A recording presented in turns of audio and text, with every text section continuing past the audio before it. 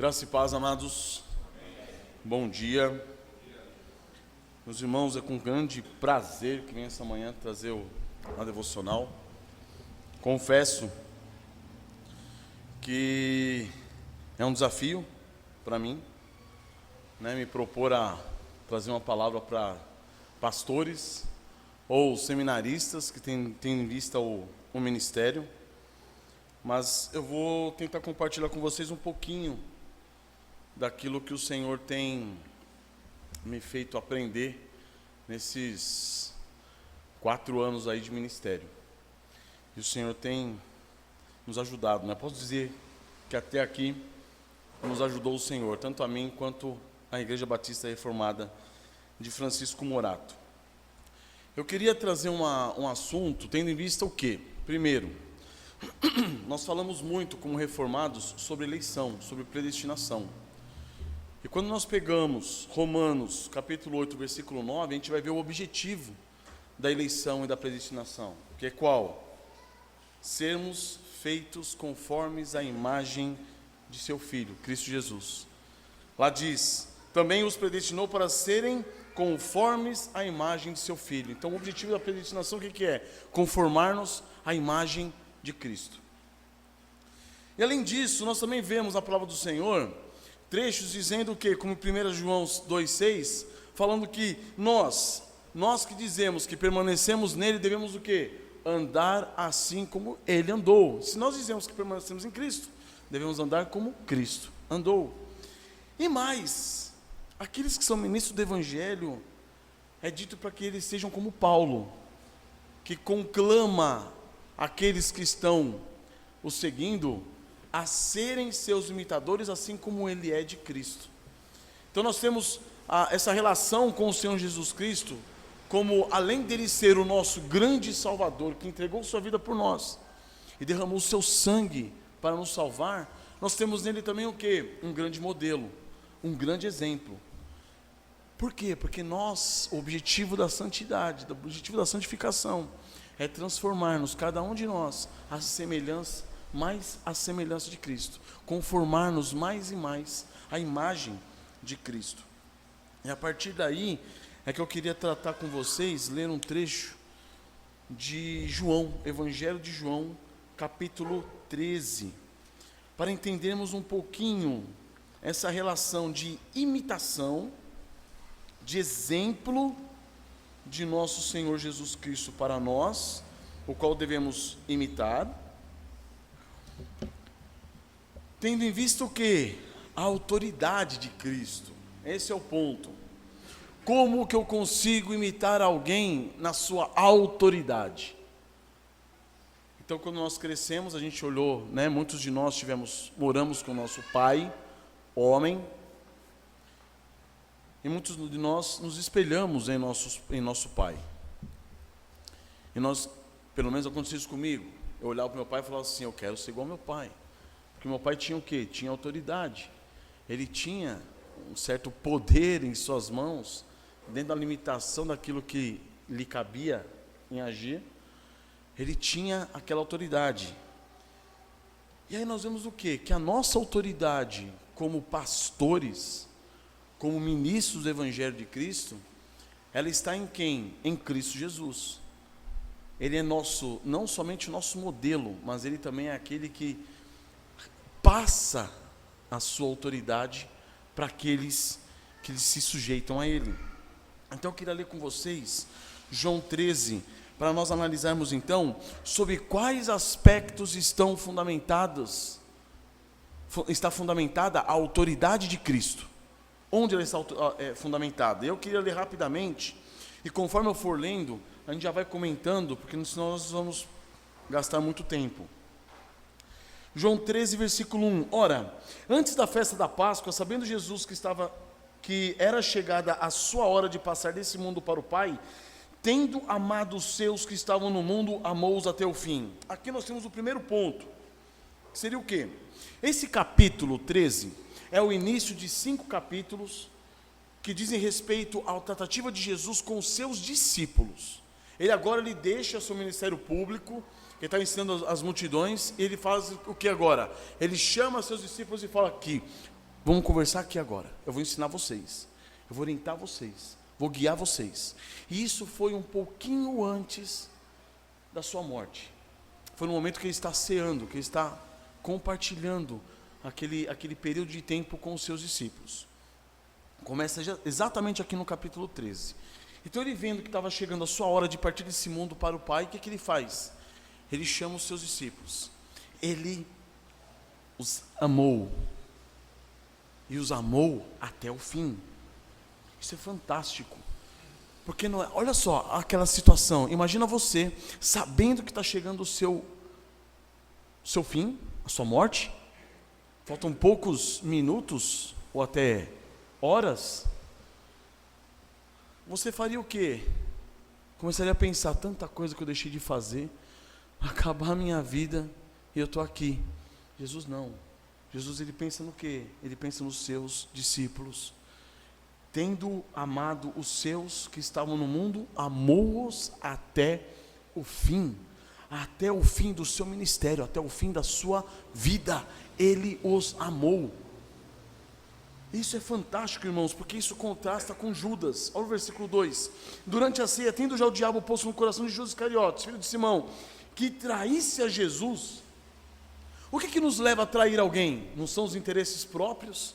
Olha o contraste, Jesus largando, deixando de si, por amor aos discípulos. Judas, traindo Jesus, e todos os discípulos por amor de si mesmo. Mas ele continua, olha o versículo 3, sabendo que, sabendo este, que o Pai tudo confiara às suas mãos, e que ele viera de Deus, e voltava para Deus. Olha só a situação, Jesus sabendo que o Pai confiara tudo em suas mãos. Imagina alguém, um embaixador, sendo comissionado por um presidente ou um rei, e esse rei confia tudo em suas mãos, na tratativa com aquele outro país, e tudo confiado em suas mãos, sabendo ele quem é esse rei, esse soberano que lhe confiou todos esses bens, que lhe deu toda essa confiança, e sabendo também ele que depois de cumprir tudo, ele voltaria para esse soberano. O que ele faz? Ele começa então agora a governar? Não. Olha o versículo 4. Levantou-se da ceia, tirou a vestimenta de cima, e tomando uma toalha, cingiu-se com ela. Depois deitou água na bacia, e passou a lavar os pés aos discípulos, e a enxugar-lhes com a toalha com que estava cingido. A relação de autoridade, irmãos, é isso que eu queria falar com vocês hoje, isso que eu queria trazer para vocês hoje.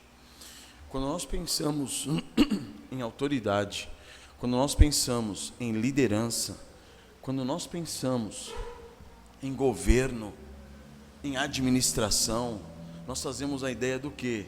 De que essa pessoa que está nessa posição é uma pessoa importante, e ela então deve ser o quê? Servida. Mas a relação de Jesus é diferente, ela é oposta. Quem está numa relação de autoridade, alguém que recebeu toda a confiança do Supremo Deus, esse está numa posição do quê? De serviço. Não de ser servido, mas de servir. Essa é a relação que nós devemos entender. E por que eu falo isso? Porque é uma tentação para nós muitas vezes, estarmos à frente do ministério e acharmos que nós somos alguma coisa, e que nós devemos ser servidos. Se é ministério, é serviço. Não é isso? É cultural, não só cultural, como carnal também, faz parte de nós seres humanos. O quê? Achamos que alguém que está à frente de um ministério é alguém importante. Você vê isso na política, você vê isso em todos os lugares. Quem está numa posição de liderança é o importante. Não. Segundo a palavra do Senhor, quem está nessa posição é alguém que está ali para servir. Então, amados, o primeiro ponto que eu queria tratar com vocês é esse fato de Jesus, o modo como Jesus agiu. Primeiro ponto, o ato. Como que Jesus agiu? Sabendo ele que ele tinha sido comissionado pelo Pai, que o Pai tinha confiado tudo em suas mãos, o que ele faz? Ele pega, tira sua roupa, cinge-se com a toalha, lava os pés dos discípulos e começa a lhes enxugar. Isso mostra, irmãos, que o amor que Jesus estava amando os seus discípulos, o amor que ele amou, com o qual ele amou os seus discípulos até o fim, foi expresso como? Em serviço. A autoridade que Deus lhe deu, a autoridade que Deus concedeu a Cristo Jesus, foi expressa de que maneira? Por meio do serviço.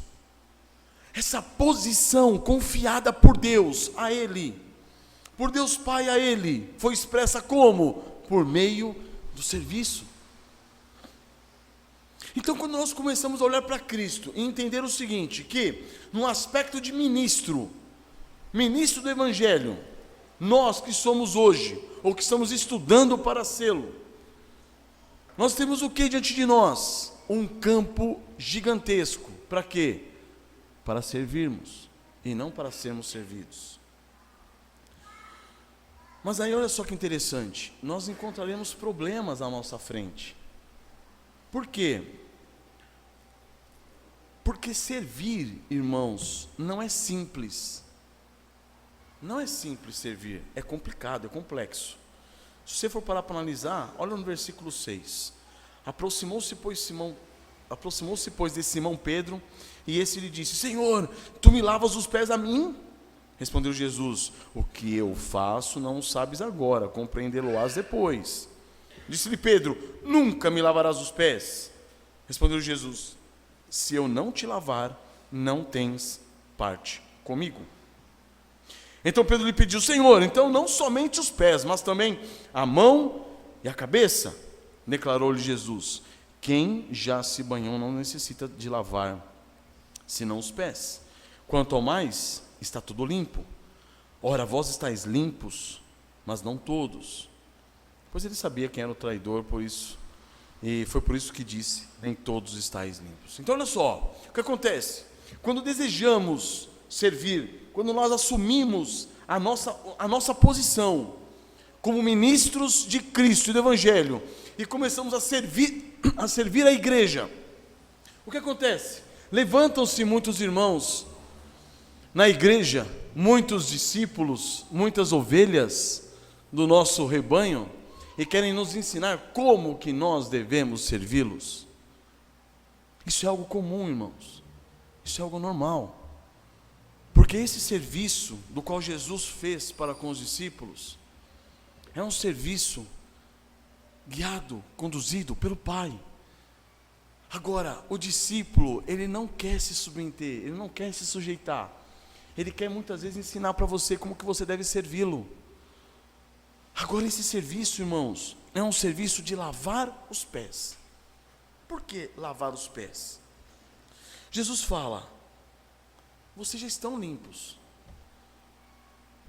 Para os nossos discípulos, as nossas ovelhas, devemos ensinar o quê? Eles já estão limpos pelo sangue de Cristo, que os lavou completamente, limpando os seus pecados, purificando-os diante de Deus Pai. Agora eles são vistos diante de Deus como filhos amados, em quem Deus tem todo o prazer, pelos méritos de quem? De Cristo Jesus.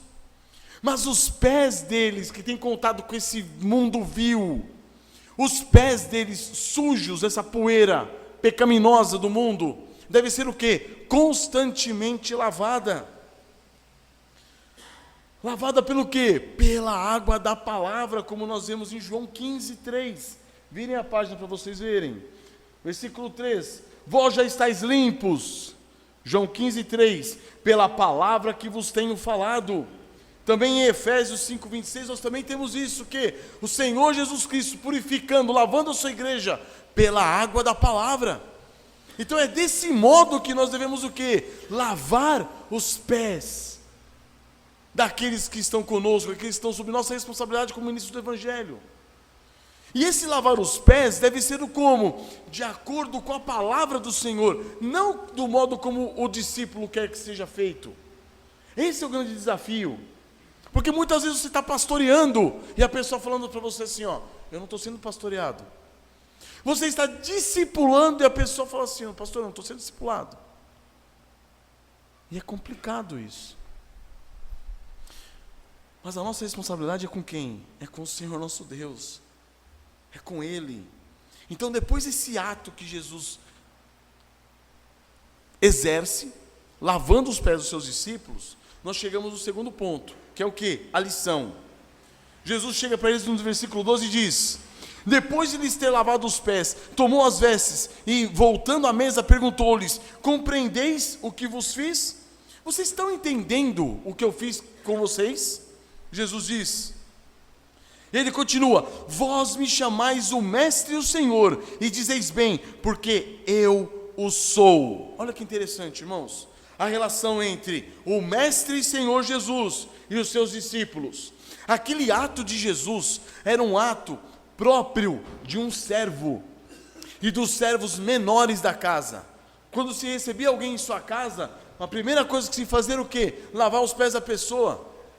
Aquilo traria conforto à pessoa e ela ficaria mais à vontade em sua casa. Jesus tem o ato, então, ele exerce um ato de serviço, um serviço muito baixo, um dos serviços mais humildes que existia na época. Mas ele não perde a sua posição do quê? De mestre e senhor. Pelo contrário, é como se essa atitude de Jesus ratificasse a sua autoridade. Esse serviço ratificou a autoridade de Cristo Jesus. Ele fala: eu sou o mestre e senhor. Vocês me chamam de mestre e senhor e vocês têm razão, porque eu o sou. E versículo 14: ora, se eu sendo mestre e senhor vos lavei os pés, também vós deveis lavar os pés uns dos outros. Essa é a questão, irmãos. Eu estou dando exemplo, Jesus está dizendo. Eu estou dando exemplo. A minha autoridade está sendo ratificada pelo serviço a vocês, pela humildade com que eu tenho exercido diante de vocês. A minha autoridade está sendo o quê? Ratificada aqui. Vamos rapidamente para Lucas capítulo 22.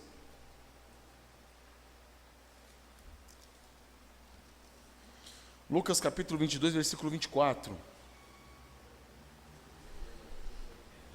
Aqui, numa disputa para saber quem era o maior e quem era o menor entre os discípulos, olha o que acontece.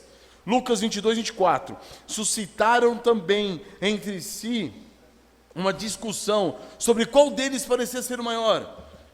Mas Jesus lhes disse: os reis dos povos dominam sobre eles, e os que exercem autoridade são chamados o quê? Benfeitores. Mas vós não sois assim, pelo contrário, o maior entre vós seja como o menor, e aquele que dirige seja como o que serve.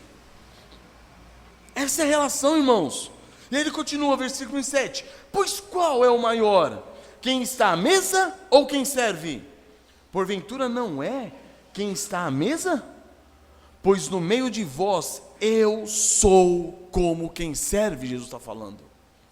Então olha só o que ele faz, a relação que ele faz. Quem é maior? Quem está à mesa sentado? Ou aquele que está de pé servindo os que estão à mesa? Quem é maior?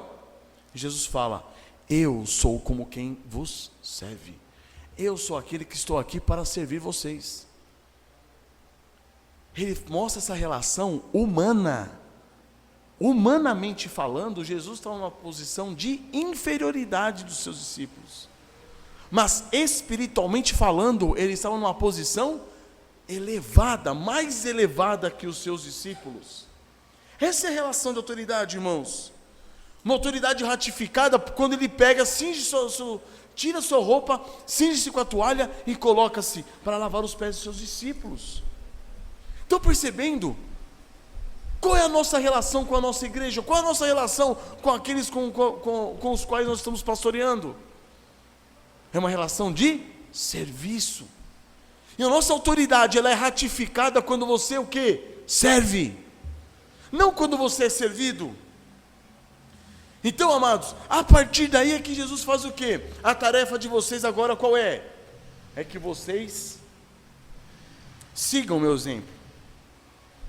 Versículo 15: porque eu vos dei o exemplo, para que, como eu vos fiz, façais vós também. Então, amados, nós gostamos muito de falar que o objetivo do cristão é ser conformado à imagem de Cristo. Não é lindo isso? É fantástico, é muito espiritual. Mas quando fala que é ser conformado à imagem de Cristo no que diz respeito ao serviço, não é muito bom. Quando diz que o objetivo é sermos conformados à imagem de Cristo no que diz respeito a negarmos a nós mesmos e tomarmos a cruz, isso não é legal. Mas o objetivo é esse. Ou você quer ser conformado à imagem de Cristo no quê? Expulsar demônio? Fazer curas? É isso? Permanecer solteiro? É essa a ideia? Não é. Sermos conformados à imagem de Cristo é sermos feitos servos. Servos uns dos outros. Esse é o ponto, irmãos. Isso é de extrema importância. É aí que nós temos o quê? O quarto ponto, o exemplo de Cristo.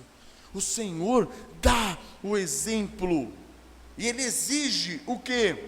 Dos seus servos, dos seus discípulos, que eles ajam assim como Ele agiu. Se Ele se dispôs a servir, que os seus discípulos se disponham também a servir. E aí Ele continua. Versículo 16: em verdade vos digo, que o servo não é maior do que o seu Senhor, nem o enviado maior do que aquele que o enviou. Ele está se referindo agora a quem? Ao Senhor nosso Deus, ao Deus Pai, ao qual no versículo 3 ele disse, é dito aqui no versículo 3, sabendo que o Pai tudo lhe confiara, tudo confiara às suas mãos, e que ele viera de Deus e voltava para Deus, ele sabia que ele não era maior que o Pai. O Pai lhe tinha dado essa incumbência, essa missão. Então ele está dizendo o que aqui? O servo não é maior que o seu Senhor. Ele está falando assim, eu não sou maior que o Pai. E eu sou enviado, não sou maior do que aquele que me enviou. Ele está dizendo que eu estou sujeito à autoridade dele. E aí Jesus apresenta para nós aqui uma relação de hierarquia, uma cadeia hierárquica, que quando rompida, acaba com tudo. Ele está em sujeição a quem? Ao Pai. Então, no serviço aos seus discípulos, ele tem o que agora? Discípulos sujeitos a si. Irmãos, na nossa mente, nós pensamos o quê? Que para exercermos uma liderança, para estarmos à frente, nós devemos nos impor, nós devemos nos arrogar, nós devemos nos colocar numa posição elevada, sermos autoritários muitas vezes. Não, irmãos, nós estamos sendo chamados a quê? Ao serviço. Esse é o exemplo do nosso Senhor Jesus Cristo. Vamos também para Mateus capítulo 20, para nós vermos o exemplo de Jesus para nós. Esses trechos, irmãos, são trechos paralelos, pois nos evangelhos sinóticos não é falado sobre esse ato de Jesus do lavar os pés. Então nós temos em Lucas aquele trecho que nós lemos, Lucas 22, agora Mateus 20, versículo 20, dizendo o seguinte: então se chegou a ele a mulher de Zebedeu com seus filhos e, adorando-o, pediu-lhe um favor. Perguntou-lhe ele, que queres? Ela respondeu, manda que no teu reino esses meus filhos se assentem, um à tua direita e outro à sua esquerda. Mas Jesus respondeu, vocês não sabem o que estão pedindo. Olha lá, não sabeis o que pedis, pois podeis vós beber o cálice que estou para beber? Responderam, podemos. Então lhes disse, bebereis o meu cálice, mas ao sentar-se à minha direita ou à minha esquerda não me compete concedê-lo, é porém para aqueles a quem está preparado por meu Pai. Agora versículo 24, ora, ouvindo isso os 10, indignaram-se contra os dois irmãos. Então Jesus chamando-os disse, sabeis que os governadores dos povos os dominam e que os maiorais exercem autoridade sobre eles. Não é assim entre vós, entre vocês não é dessa forma. Não são os poderosos que governam, não são os maiorais que exercem autoridade. Não é assim entre vós, pelo contrário, quem quiser tornar-se grande entre vós, será esse o que vos sirva. E quem quiser ser o primeiro entre vós, será vosso servo. Tal como o Filho do Homem, que não veio para ser servido, mas para servir e dar a sua vida em resgate por muitos. Olha o objetivo de Jesus. Por que ele veio? Para nos servir. Para quê? Para dar a sua vida em resgate de nós. E o que nós devemos fazer? A semelhança de Cristo, sendo conformados nós, à imagem de Cristo, como ministros do Evangelho de Cristo. Servir e dar a vida por amor dos irmãos. Esse é o ponto, irmãos. Se nós então queremos ser iguais a Cristo, devemos nos utilizar de todos os recursos para imitar a Ele, servindo e entregando nossa vida pelo Evangelho. Muitas vezes, irmão, nós fazemos esse período de tempo maravilhoso que temos, de estudo, conhecimento da palavra, aprofundamento nas doutrinas, de um seminário, um meio para nós nos arrogarmos, para acharmos que somos melhores que os outros, dispondo-nos a ficar levantando discussões fúteis, vãs. Que esse momento que nós estamos tendo, né, esse final agora, o último dia dessa semana intensiva do seminário, seja para quê? Para que nós entendamos que nós estamos sendo preparados para servir. Não é para sermos servidos, não é para sermos admirados, não é para sermos louvados, não. É para servirmos a igreja de Cristo. Busquemos todas as ferramentas possíveis, imagináveis e inimagináveis, para que possamos servir a igreja de Cristo, servir aqueles a quem nós pastoreamos, servir aqueles que estarão debaixo do nosso ministério. Esse é o ponto, irmãos. Por quê? Porque a nossa autoridade vem de quem? De Deus, não é dos homens. Quando nós nos propomos a seguir os passos de Cristo e nos sujeitarmos ao que Ele estabeleceu para nós, servindo a igreja, a autoridade dele vem sobre nós. Não é como no mundo, que eu tenho que conquistar a minha autoridade, me impondo, exercendo a autoridade ao meu modo, me arrogando, estudando para estar numa posição mais elevada e falar assim, eu tenho estudo, quem é você? Não, a autoridade do servo de Cristo, a autoridade do ministro do Evangelho, ela está fundamentada em Deus. Quando nós nos sujeitamos a Cristo, ao Senhor nosso Deus, nós consequentemente temos autoridade diante da nossa igreja, diante daqueles que estão no nosso ministério. Estão entendendo, irmãos? É uma outra realidade. É interessante porque Jesus vem nos ensinar o quê? Vocês aprenderam isso, mas tenta entender que é de outra forma. E Ele vem trazer uma nova visão da nossa realidade, da realidade do ser humano. Quando você pega lá o Sermão do Monte, muitas coisas vão sendo transformadas. Você entendia o quê? Que era para odiar seu inimigo? Não, você tem que amar o seu inimigo. Você fala, mas como? É uma outra realidade que nós não enxergamos. E aqui está uma outra realidade para o ministro do Evangelho. Você quer ter autoridade em Cristo Jesus? Sirva. Esteja pronto para servir. Não é isso que diz em Filipenses? Que Paulo fala aos Filipenses? Vamos abrir em Filipenses. Esse é um dos trechos mais sublimes das Sagradas Escrituras, irmãos.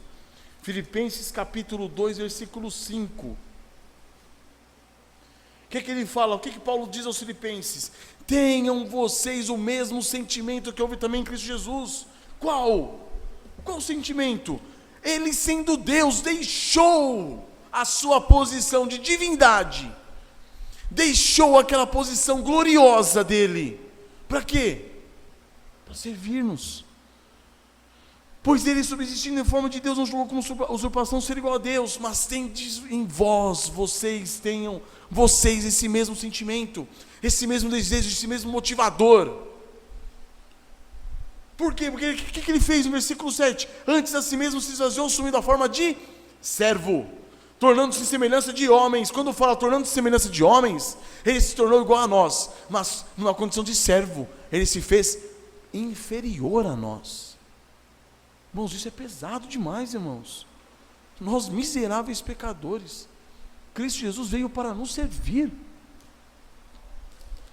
E reconhecido em figura humana, a si mesmo se humilhou, versículo 8, tornando-se obediente até a morte, e morte de cruz. Mas olha que interessante essa relação, como a autoridade nossa, do ministro do Evangelho, está ligada com Deus e não com os homens. Ela é reconhecida pelos homens, mas ela é estabelecida por Deus. Porque no versículo 9, pelo que também, Deus o exaltou sobremaneira, Ele deu um nome que está acima de todo nome. Então a relação de autoridade nossa é estabelecida por Deus e reconhecida por aqueles a quem nós pastoreamos. Então, amados, se vocês querem ter autoridade de Deus no ministério de vocês, não pensem que é o que você estuda que vai fazer isso. Ajuda, vai te auxiliar, mas não são os seus estudos, não são o seu impor as coisas. A autoridade sua provém de Deus, quando você está sujeito a Ele, e então, em submissão e sujeição a Ele, na dependência dEle, essa sua autoridade será reconhecida pela igreja, pelos irmãos, por aqueles a quem você pastoreia. Amém, amados? Nós estamos aqui para quê? Para servir. Peguem Efésios capítulo 4, rapidamente, que eu já estou com o tempo no limite. Efésios capítulo 4, versículo 11. E Ele mesmo concedeu uns para apóstolos, outros para profetas, outros para evangelistas, e outros para pastores e mestres, com vistas ao quê? Ao aperfeiçoamento dos santos. Nós estamos aqui para quê, irmãos? Para aperfeiçoar a igreja de Cristo,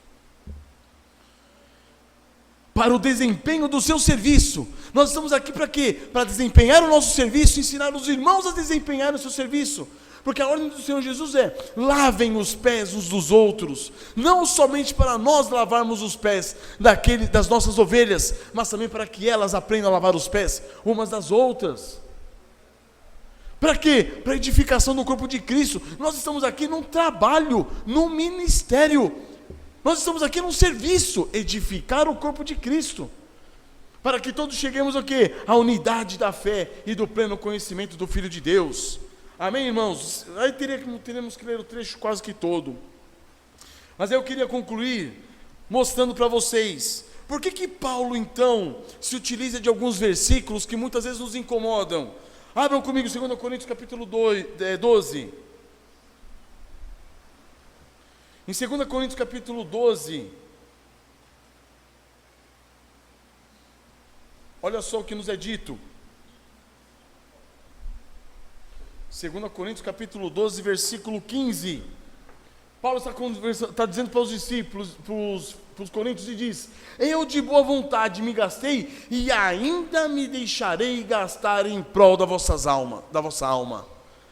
Qual é a atitude de Paulo? Eu estou gastando-me e continuarei me gastando por vocês. Essa é a atitude dele. Mais para frente, Filipenses 2,17, ele se oferece como?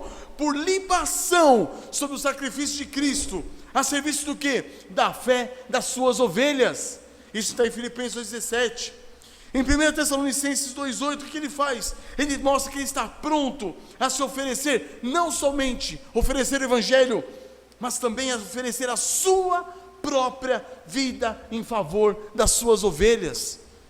1 Tessalonicenses 2,8. E aí eu concluo dizendo que em 2 Timóteo 2,10 ele diz que ele está pronto para sofrer tudo por suas ovelhas, para que elas obtenham a salvação em Cristo Jesus. Então, amados, essa manhã eu vim trazer um conselho para vocês, que é um conselho que eu tenho aprendido, que é uma lição que eu tenho aprendido.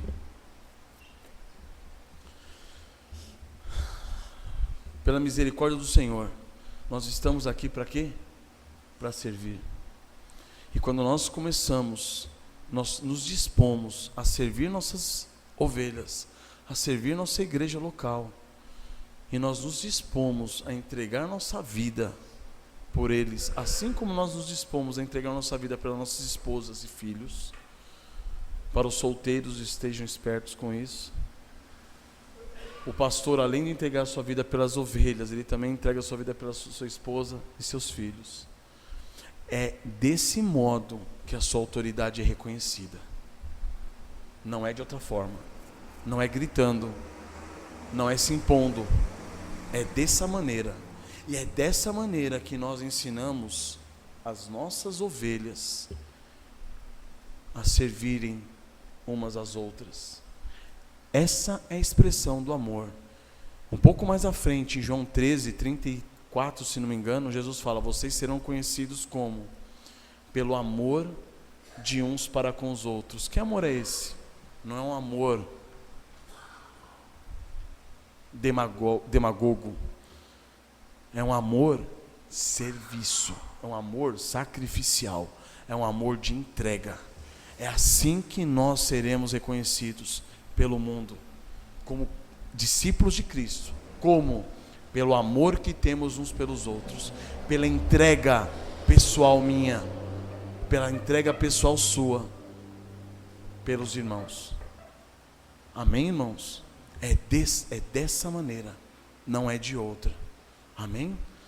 Que o Senhor nos guie, amados. Vamos curvar nossas cabeças? Pai eterno, obrigado, meu Deus, por esse período de devoção, ó Pai. Senhor, que como ministros do Teu Santo Evangelho, nós possamos, ó Pai, sujeitarmos-nos a Ti, assim como Cristo Jesus se sujeitou. Estarmos dispostos, ó Pai, a negarmos a nós mesmos e tomarmos a nossa cruz, assim como Cristo Jesus o fez. Que nós possamos, ó Deus, apesar de em algumas circunstâncias, nós até pedirmos a Ti que Tu afaste de nós esse cálice, mas que logo em seguida possamos dizer: não seja feita a nossa vontade, a minha vontade, mas sim a Tua. Para que o Teu nome seja glorificado, meu Deus, não somente em nossas vidas, mas também em nossas igrejas, não somente em nossas famílias, mas também na Tua igreja, ó Pai. E que possamos ser reconhecidos pelo mundo, por servirmos uns aos outros, por estarmos dispostos, ó Pai, a entregarmos-nos, não somente aquilo que sabemos ou conhecemos, mas entregarmos a nossa vida, por amor aos irmãos e à Tua igreja. Nós te pedimos, ó Pai, em nome do nosso Senhor Jesus Cristo e pelos méritos dEle. Amém, Senhor.